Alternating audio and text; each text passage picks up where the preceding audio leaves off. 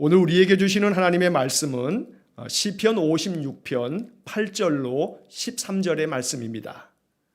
자, 오늘은 잠시 사사기의 말씀을 잠시 멈추고 추수감사주일 말씀으로 우리 시편의 말씀을 함께 읽겠습니다. 시편 56편 8절로 13절의 말씀을 봉독하겠습니다. 나의 유리함을 주께서 계수하셨사오니 나의 눈물을 주의 병에 담으소서. 이것이 주의 책에 기록되지 아니하였나이까. 내가 아뢰는 날에 내 원수들이 물러가리니 이것으로 하나님이 내 편이심을 내가 아나이다. 내가 하나님을 의지하여 그의 말씀을 찬송하며 여호와를 의지하여 그의 말씀을 찬송하리이다. 내가 하나님을 의지하였은즉 두려워하지 아니하리니 사람이 내게 어찌하리이까. 하나님이여 내가 주께 서원함이 있사온즉 내가 감사제를 주께 드리리니 주께서 내 생명을 사망에서 건지셨음이라. 주께서 나로 하나님 앞 생명의 빛에 다니게 하시려고 실족하지 아니하게 하지 아니하셨나이까. 아멘. 자, 2021년도 추수감사주일입니다. 여전히 코로나는 안타깝게도 현재 진행형입니다. 2,000명, 3,000명 확진자가 이루 말할 수 없이 또 계속되고 있습니다. 작년 생각하면 우리가 1,000명 그러면 큰일 나는 줄 알았는데 이제는 2,000명이다, 3,000명이다 그래도 그냥 덤덤한 것 같아요. 그런데 다행스러운 것은 백신 접종이 2차까지 우리 국민이 많이 이렇게 합력해서 굉장히 많이 이렇게 백신 완료, 접종 완료를 이렇게 또 이루면서 병상 확보도 충분히 커버할 수 있는 그런 어떤 단계에 이르렀기 때문에 정부 당국에서도 2,000명이다, 3,000명이다 해도 이것을 잘 관리하고 있는 것 같습니다. 그러나 더 조심해야겠죠. 작년 생각한다면 지금 2,000명, 3,000명 얼마나 위기의 그런 어떤 상황을 우리가 지금 보내는 거 아니겠습니까? 여러분들도 그런 가운데서도 항상 주님께서 늘 우리에게 안전하게 우리 생명 지켜주시는 그런 은혜가 늘 있기를 간절히 축원합니다. 자, 벌써 2년이 다 돼 갑니다. 우리의 삶이 깨어지고 또 무너져 내리고 또 많은 상처와 아픔들을 여전히 가지고서 우리가 살아갑니다. 그런 가운데서 맞이한 추수감사주일입니다. 자, 이 추수감사주일 아침에 우리가 믿음 가지고 고백해야 할 말이 있습니다. 그럼에도 불구하고 하나님 은혜에 감사합니다. 이것이 이 아침 우리의 믿음의 고백이 되기를 원합니다. 여러분 한번 같이 함께 고백해 볼까요? 그럼에도 불구하고 하나님 은혜에 감사합니다. 네, 그렇습니다. 그럼에도 불구하고 하나님 은혜에 감사합니다. 어떤 상황 속에서도 그 상황 때문에 하나님을 향한 우리의 감사가 막히지 아니하고 하나님에 대한 우리의 믿음의 마음이 무너지지 아니하고 그럼에도 불구하고 하나님 은혜에 감사합니다. 이것이 우리의 고백이 될 때 하나님은 우리의 마음을 보시고 우리를 귀하다 여기실 것입니다. 그래서 2021년도 추수감사주일 아침에 우리는 이렇게 믿음으로 고백해야 하는 겁니다. 하나님 그럼에도 불구하고 올 한 해 베푸신 은혜에 감사합니다. 깨어지고 무너지고 또 상실된 것들이 많지만 너무나 부족함 많고 결핍이 많은 한 해였지만 그러나 그럼에도 불구하고 하나님 은혜에 감사합니다. 이것이 이 아침 추수감사주일 아침에 하나님께 드리는 우리의 믿음의 선포가 되기를 간절히 축원합니다. 여러분 예레미야 애가를 보면 예레미야 애가 3장 33절에 이런 의미 있는 말씀이 나옵니다. 주께서 인생으로 고생하게 하시며 근심하게 하심은 본심이 아니시로다. 하나님께서 우리 인생들에게 고생하게 하고 근심하게 하고 이렇게 코로나로 인하여 2년씩이나 많은 아픔과 상처를 갖게 하고 이런 것들이 하나님의 본심이 아니다. 예레미야 애가 3장 33절에 나오는 말씀입니다. 여러분이 예레미야 애가는 우리가 잘 알듯이 나라가 망했습니다. 남유다가 다 망해버렸어요.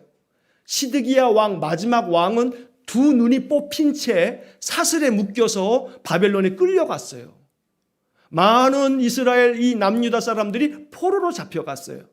나라가 망한 이 상황 속에서 예레미야 선지자가 눈물 흘리면서 하나님 앞에 부른 눈물의 노래, 슬픔의 노래, 이게 예레미야 애가거든요.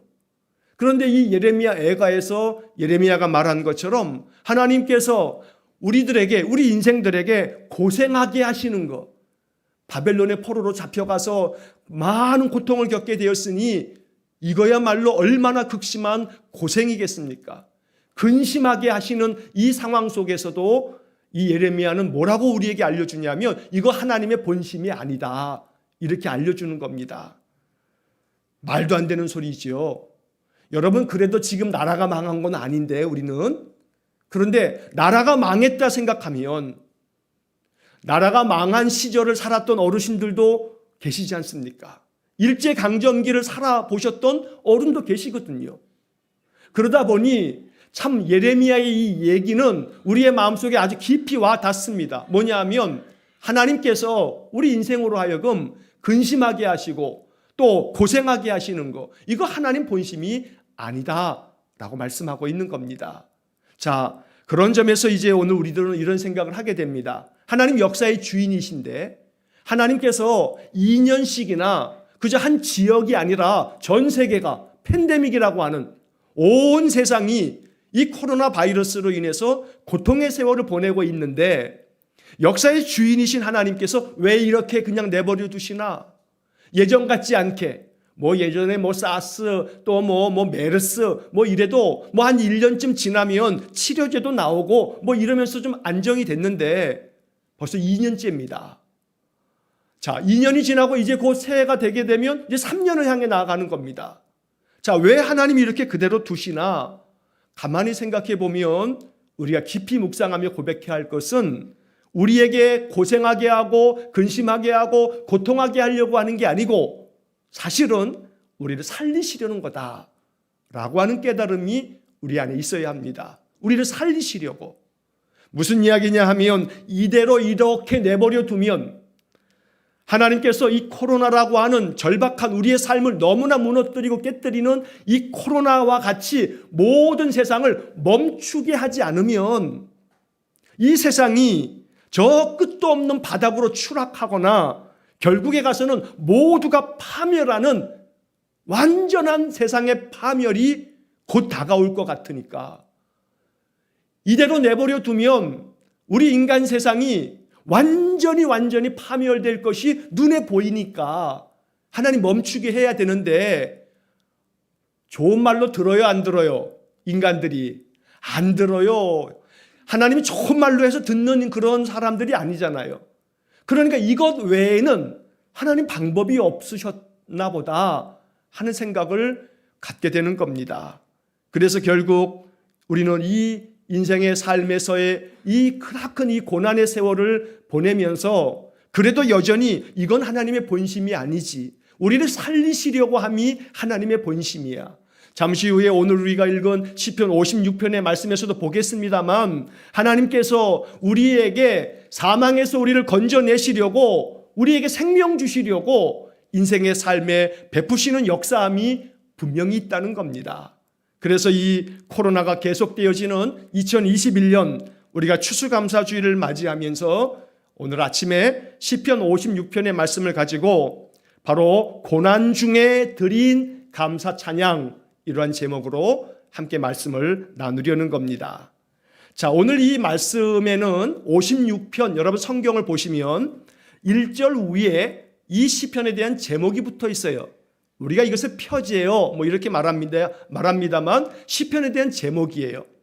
자, 이 시편에는 종종 제목이 붙어 있어서 그 제목이 그 시편의 어떤 배경을 이야기해 주는 그런 시가 있습니다.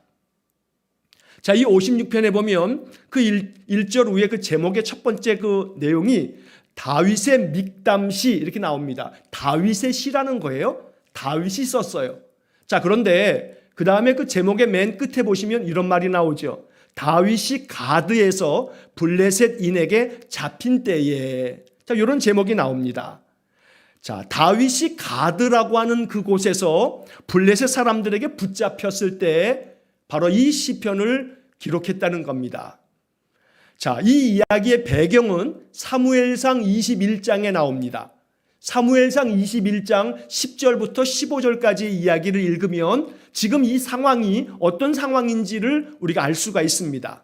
자, 내용은 이런 겁니다. 자, 이 21장, 사무엘상 21장까지 쭉 이렇게 나오는 그 이야기가 어떤 이야기냐면, 자, 이스라엘 사람들이 블레셋으로 인해서 많은 고통을 겪었어요. 블레셋이 전쟁하러 쳐들어오면 꼼짝없이 당했어요. 자, 그러다가 한번 우리가 알고 있는 큰 전쟁이 있었죠. 블레셋의 골리앗, 아주 엄청난 거인 장수 골리앗이 쳐들어왔을 때 누가 골리앗을 무너뜨립니까? 다윗이 무너뜨리죠. 자, 그때 이 골리앗이 블레셋 어디 사람이냐면 가드 사람입니다. 자, 블레셋은 5개의 도시 국가가 연합해서 만들어진 연합국가입니다. 그런데 이 블레셋의 한 도시 국가가 가드인데 그 가드 출신이 바로 골리앗입니다. 다윗이 골리앗을 무너뜨렸습니다. 우리가 잘 알듯이 물맷돌 하나로 이 골리앗을 그저 완전히 넘어뜨려서 승리를 거두었죠. 그러다 보니 이스라엘 사람들이 뭐라고 찬양하냐면 사울이 죽인 자는 천천히요 다윗은 만만히로다. 그러니까 다윗이 견딜 수가 없는 겁니다. 불안한 겁니다. 자칫하면 백성들이 다윗을 저렇게 추대하니 나를 왕의 자리에서 쫓아내버리고 다윗을 왕으로 삼겠구나 하는 생각을 하게 되지요. 그래서 그 다음부터 사울이 계속해서 다윗을 죽이려고 합니다. 같이 있는 자리에서는 단창을 던져서 죽이려고도 하고, 다윗이 도망치면 어디서 다윗이 있다 하는 소식만 들으면 군사들을 보냅니다. 어떤 때는 군사 3,000명과 함께 다윗을 잡으러 이 사울 왕이 쫓아다니는 겁니다. 그런 세월이 자그만치 10여 년의 세월입니다. 여러분, 10년 동안에 절대 권력자 왕이 군사들을 보내어서 어디에 있든지 다윗을 잡으려고 한다면 그게 얼마나 두려운 일입니까? 공포입니다, 공포. 예전에 군사정권 시절에 안기부라고 하나요? 어디서 이 차를 보내서 그냥 한 사람 데려다가 저 남산 밑에 있는 그때는 중앙정보부였나요? 가서 그냥 하루아침에 사람들 사라지는 것은 일도 아니었던 시대가 있었습니다.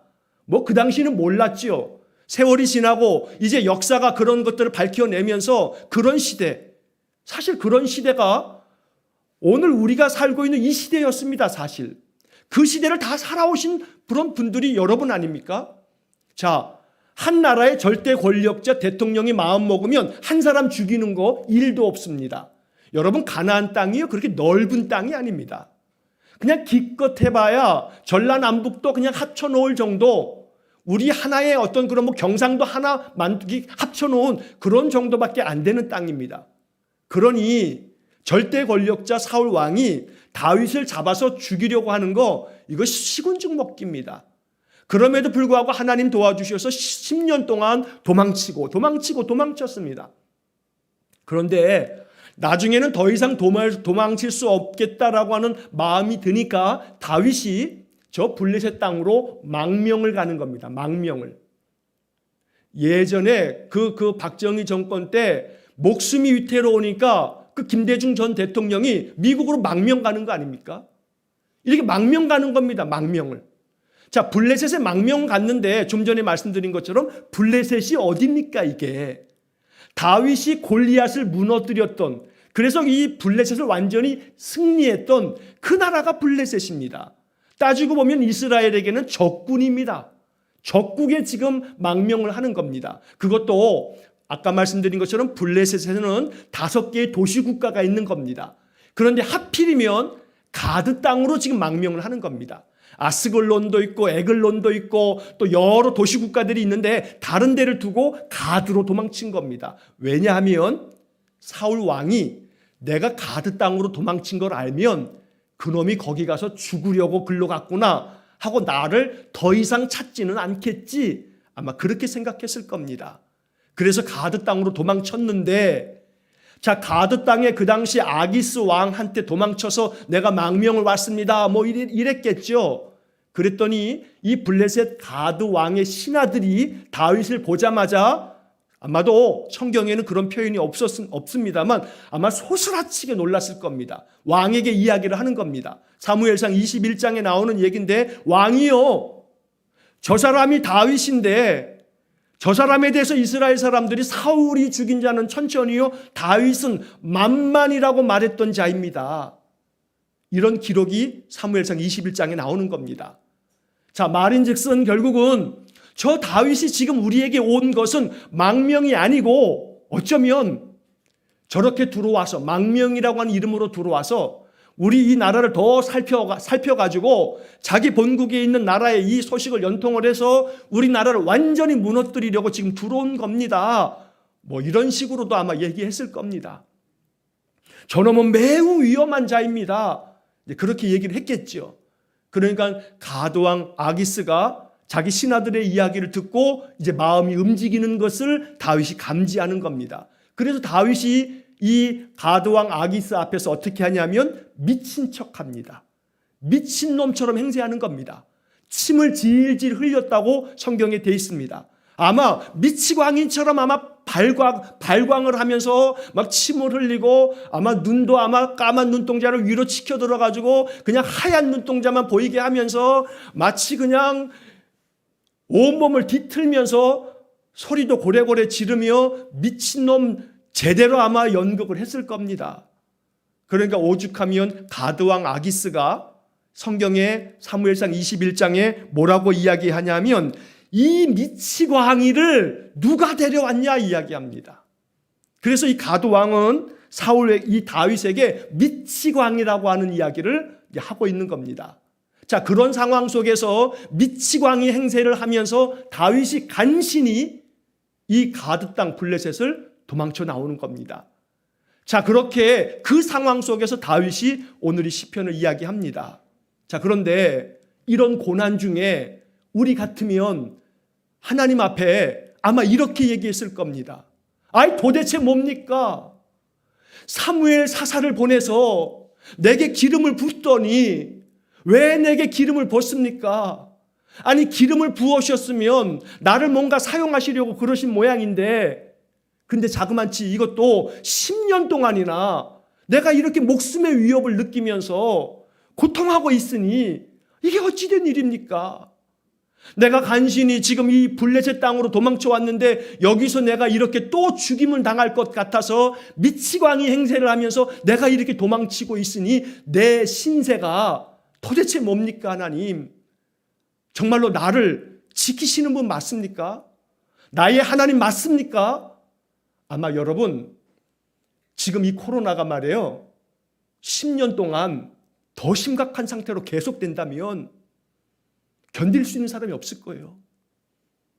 예수 믿는 사람들도 다 세상 속에서 사업도 하고 직장도 다니고 인생을 살아가는 건데, 우리가 예수를 믿지만 천국에 있는 거 아니잖아요. 지금 땅을 밟고 살아가고 있는데, 만약에 10년 동안 이 코로나가 계속된다면, 지금 우리가 아주 어려운 중에도 위드 코로나다 하고 지금 이렇게 지내고 있습니다만, 이것도 상태가 더 심각하면 다시 이거 멈추는 거 아닙니까? 다 그 뉴스에서 그렇게 듣고 계시죠? 이것도 병상이 만약에 절대적으로 부족하고 아주 위중증 환자가 막 몇백 명이 아니라 1000명 이상씩 나오고 감당할 수 없는 지경이 되면 위드 코로나가 뭡니까? 다시 멈추는 겁니다. 만약에 10년 동안 그렇게 되어진다면 여러분 어떻겠습니까? 우리의 삶이 다 완전 무너지겠죠. 그러면 우리 마음속에 하나님 믿고 싶은 마음이 들까요? 도대체 하나님 계시긴 한가? 어떻게 믿음의 사람들의 삶까지도 이렇게 다 무너지게 만드나? 하나님 섬기면 뭐해? 믿으면 뭐해? 이런 마음이 아마 속에서부터 부글부글 끓어오를 겁니다. 어쩌면 다윗의 마음이 그런 마음일 거예요. 10년의 세월, 짧지 않은 세월입니다. 그런 가운데 미치광이 행세를 하면서 자기 신세가 얼마나 한탄스럽겠습니까? 에이고, 이러려니 죽는 게 낫지 하는 마음도 들었을지 모릅니다. 자, 그런데 그런 고난 중에 다윗이 뭐라고 하냐면, 이렇게 미치광이 행세를 하면서 지금 도망치면서 이 블레셋 땅에 있는 이 다윗이 뭐라고 얘기하냐면, 오늘 이 시편 56편, 여러분 읽지 않았습니다만 1절을 먼저 한번 보십시오. 1절의 첫 문장이 어떻게 됩니까? 자, 1절에 보면 첫 문장이 이렇게 되어 있습니다. 하나님이여 내게 은혜를 베푸소서. 하나님이여 내게 은혜를 베푸소서. 이거 10년 동안에 이런 기도 안 했겠습니까? 여러분, 지금 이 은혜를 베풀어 달라는 기도를 다윗이 지금 처음 한 거겠습니까? 아마 10년 동안 은혜 베풀어 달라는 기도를 수천 번, 수만 번, 아마 수백만 번 했을 겁니다. 그런데 중요한 것은 여전히 10년이 지나고 지금도 또다시 심지어 블레셋 가드 땅에서도 도망치면서 미치광이 행세를 하고 있는 이 상황 속에서도 다윗이 구하는 첫 문장, 첫 마디는 하나님 내게 은혜를 베푸소서, 이렇게 기도하고 있는 겁니다. 여기서 우리는 깊은 영적 교훈을 얻게 됩니다. 은혜를 베풀어 달라는 기도를 쉬면 안 됩니다. 이것이 10년, 20년, 30년, 아니 평생이라 할지라도 우리 평생 동안에 구해야 할 기도는 하나님이여 내게 은혜를 베푸소서. 왜요? 은혜밖에는 답이 없어요. 은혜를 구하는 것 외에는 답이 없는 겁니다. 여러분, 지금 우리가 기도하는 이 코로나 시대가 속히 멈춰지기를, 코로나가 다 이제 사라져 가기를 바라는 마음 간절합니다. 그러나 그걸로 끝일까요? 산 넘어 산 아닙니까? 이거 끝나면 또 얼마 지나지 않으면 또 뭐가 나타날 겁니다. 분명히 그럴 겁니다. 코로나가 끝나면 이제 이런 바이러스로 인한 팬데믹 상황이 이제는 다 끝날까요? 아닐 겁니다. 우리가 이 땅에서 살아가고 있는 우리 하나님께서 우리 생명을 거두시기 전에 우리는 몇 번이고 더 코로나 팬데믹과 같은, 아니 그보다 더 심한 그런 상황을 만나게 될 겁니다. 이거는 부인할래야 부인할 수가 없습니다. 이건 믿는 자는, 아니 믿지 않는 자들도 그렇게 예감하고 있는 현실입니다. 우리의 인생의 삶에서 결국 그렇다면 다윗을 바라보면서 10년 동안이나 다윗이 기도했을 하나님이여 내게 은혜를 베푸소서. 어떤 상황 속에서도 우리의 기도는 하나님이여 내게 은혜를 베푸소서. 우리의 기도가 이런 기도가 되어야 합니다. 다윗이 이 기도 가운데, 이 찬양 가운데 이렇게 이야기합니다. 8절을 한번 보겠습니다. 자, 8절의 말씀을 보면 나의 유리함을 주께서 계수하셨사오니 나의 눈물을 주의 병에 담으소서. 이것이 주의 책에 기록되지 아니하였나이까. 하나님, 나의 유리함을, 유리함이라고 하는 것은 떠돌아다니는 거죠. 유리방랑하는 거예요. 방황하는 거예요. 이리저리 떠돌아다니는 이런 인생, 이런 삶의 형편, 이런 모든 것들을 주께서 계수하셨사오니, 계수가 뭡니까? 숫자를 계산하는 거죠. 하나님께서 내가 이렇게 방황하면서 떠돌이 생활하면서 쫓기는 이 인생, 이 삶을 살아가는 것을 하나님 다 계수하고 계십니다. 이 다윗의 이 고백 속에서 우리가 발견해야 할 믿음이 있습니다. 하나님 지금도 우리의 괴로움의 인생의 삶을 계수하고 계신다는 겁니다. 헤아리고 계시는 거예요. 다 살펴보고 계시는 거예요. 머리털 하나까지 세심바 되셨으니 내 인생의 삶의 괴로움의 모든 것들을 하나님은 다 헤아리고 계신다는 겁니다. 심지어 다윗은 이렇게 말합니다. 나의 눈물을 주의 병에 담으소서. 병에다가 눈물을 담으면 아마도 하나님 하늘나라에 있는 병에, 많은 병에다 내 눈물 담아야 할 겁니다. 이게 지금 뭘 얘기하는 겁니까? 내가 얼마나 많은 눈물을 흘렸는지 내 눈물을 병에 담아서 한번 좀 보십시오. 이게 다윗의 지금 괴로운 마음을 표현하고 있는 겁니다. 또 그 다음에 8절 하반절에 이렇게 말하죠. 이것이 주의 책에 기록되지 아니하였나이까. 하나님 다 기록하셨잖아요. 내 괴로움의 마음, 내 탄식의 기도까지 주님 다 주의 책에 기록하고 알고 계시지 않습니까? 하고 지금 말하는 겁니다. 이 8절에서 다윗이 하나님 앞에 주장하는 게 있어요. 하나님 알고 계시죠? 내가 유리하며 떠돌이 생활하는 거 주님 다 계수하셨고, 내가 흘린 눈물을 주의 병에 다 담으셔서 주님 앞에 있는 책에 다 기록했으니 내 형편 하나님 아시지 않습니까? 이 말입니다. 이게 8절이. 내 형편 다 아시잖아요. 그러니 기억해 주세요. 내 형편 기억해 주세요. 내 눈물 기억해 주세요. 내 부르짖는 탄식을 기억해 주세요. 라고 지금 울부짖고 있는 겁니다. 우리가 이 글자로 지금 이것을 읽어서 그렇지요. 이것을 얘기하고 있는 이 다윗의 심정을 우리가 생각한다면, 만약에 다윗이 지금 이 자리에 있다면 그 상황 속에 우리가 마치 타임머신이라도 타고 가서 이 이야기를 하고 있을 다윗 옆에 가서 한번 다윗을 바라본다면 다윗이 아마 피 끓는 심정으로 눈물 흘리면서 이 이야기를 아마 했을 겁니다. 이렇게 이야기하면서 다윗이 그 다음에 9절에서 이렇게 이야기합니다. 여러분, 이 9절이 다윗의 믿음의 선포입니다. 이 9절을 가지고 살아야 합니다. 이게 우리의 믿음이 되어야 합니다. 9절, 내가 아뢰는 날에 내 원수들이 물러가리니 이것으로 하나님이 내 편이심을 내가 아나이다. 여러분, 지금 원수들이 물러간 상황이 아니에요. 지금 고난의 한가운데 있는 상황이에요. 코로나가 물러간 상황이 아니에요. 코로나 한가운데 우리는 지금도 있는 거예요. 다윗이 뭐라고 얘기하냐면, 내가 하나님 앞에 아뢰는 날, 내가 기도하는 날, 내 원수들이 물러갈 줄로 내가 믿습니다. 왜냐하면 하나님은 내 편이심을 내가 알기 때문입니다. 내가 이것으로 하나님이 내 편이심을 내가 알겠습니다. 이 이야기 속에 다윗은 기도하는 겁니다. 내 앞에 있는 원수들이 내게서 물러가게 만들어 주십시오. 그래서 하나님이 내 편이심을 나에게 알려주십시오 라고 말하는 겁니다. 오늘 이 다윗의 위대한 고백이 우리의 신앙 고백이 되기를 축복합니다. 마음에 새겨지기를 축복합니다. 하나님은 내 편이시다. 하나님은 내 편이시다. 어떤 상황 속에서도 하나님은 내 편이시다. 이런 믿음과 이런 선포가 있을 때 마음의 두려움이 사라지는 겁니다. 어려움도 어려움입니다만 어려움에 대한 우리의 마음의 태도, 마음의 반응, 이게 더 중요한 거거든요.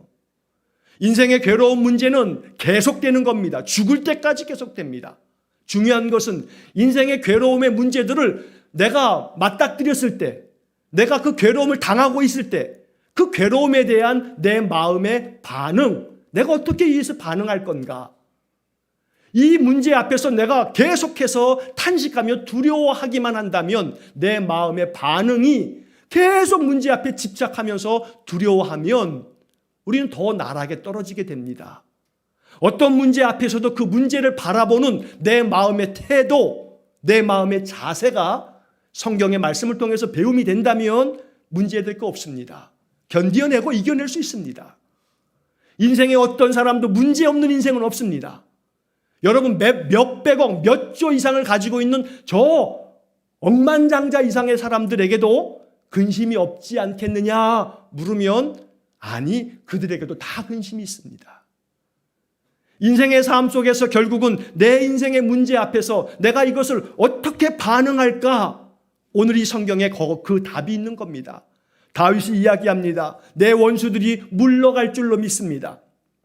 왜냐하면 하나님이 내 편이심을 내가 믿기 때문입니다. 오늘 이 믿음 가지고 우리의 인생의 삶을 살아갈 수 있기를 간절히 축원합니다. 하나님께서 우리의 생명을 이 땅에서 거두셔서 우리 영혼을 하나님 나라로 옮기실 때까지 우리의 마음속에 하나님 내 편이시다. 영원토록 하나님 내 편이시다. 이 믿음이 있어야 됩니다. 그러나 좀 전에도 말씀드린 것처럼 지금 상황이 어떤 상황입니까? 하나님이 다윗의 편입니까? 아닙니다. 아무리 생각해봐도 하나님은 내 편이 아닌 것처럼 여겨지는 상황입니다.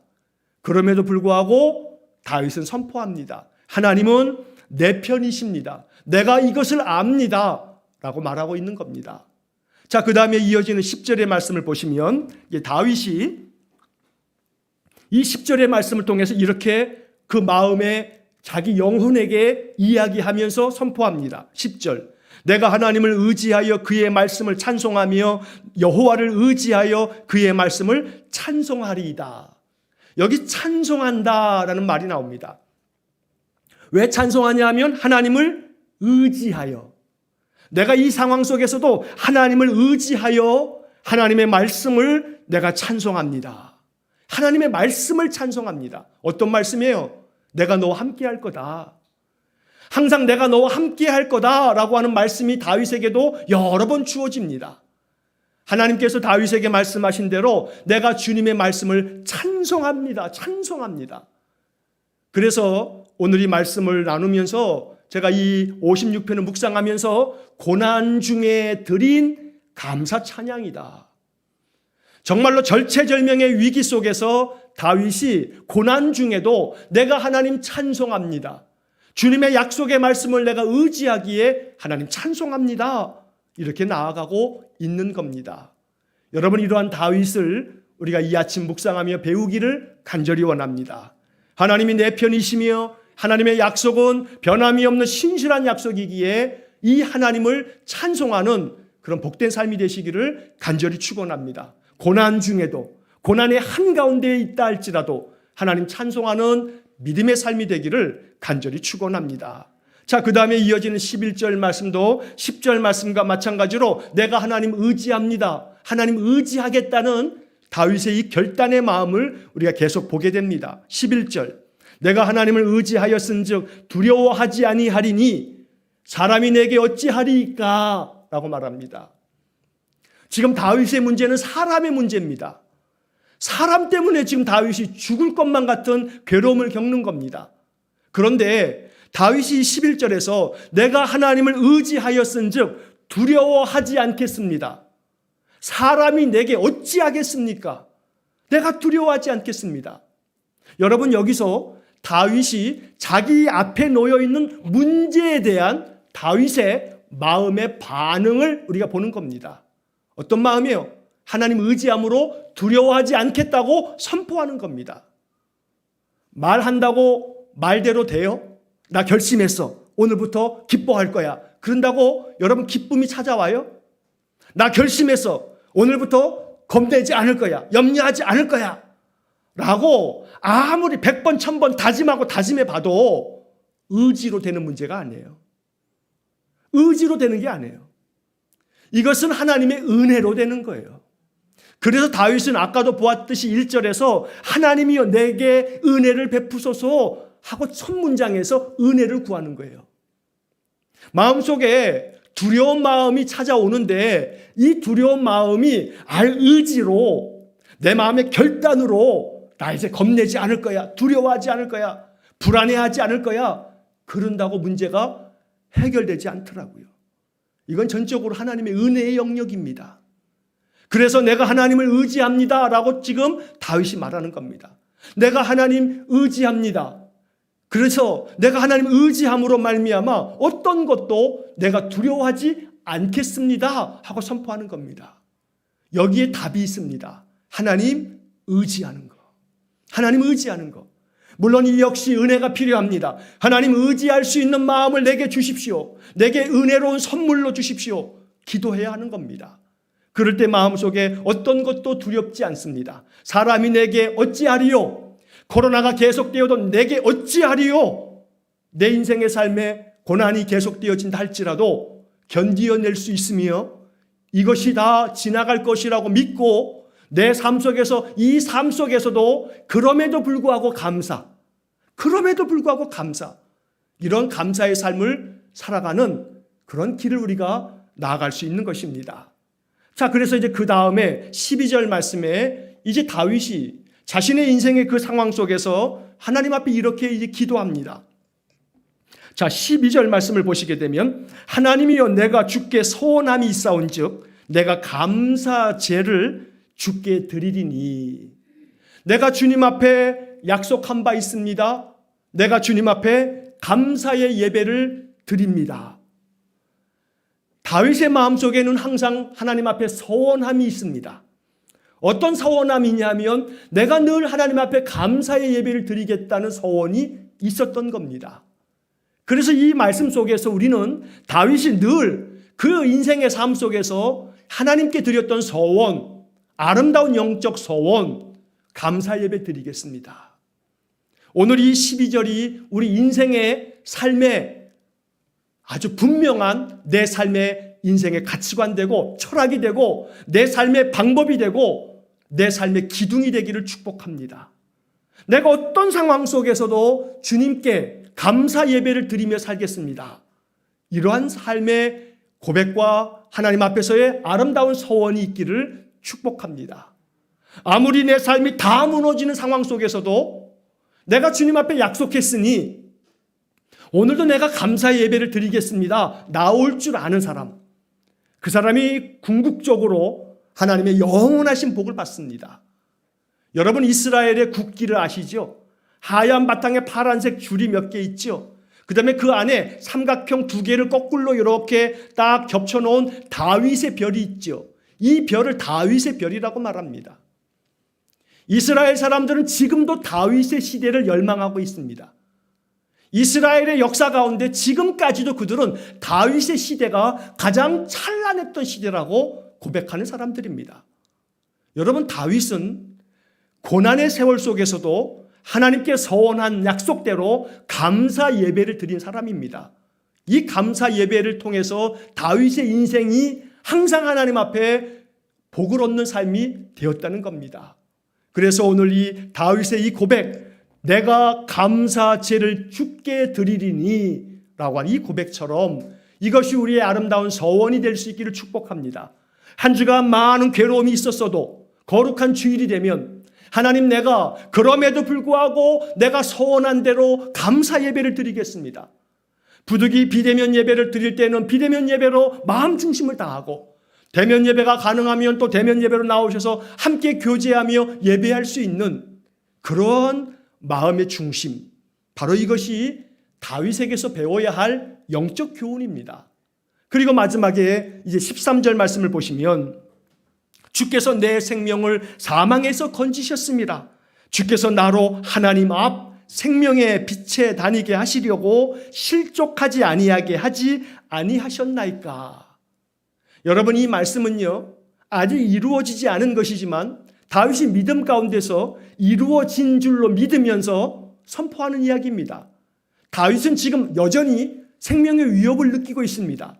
블레셋 가드 땅에서 지금 도망치면서 미치광이 행세를 하면서 지금 이야기하고 있는 게 시편 56편인데, 여기서 지금 마지막 13절에서 뭐라고 얘기하냐면, 주께서 내 생명을 사망에서 건지셨습니다.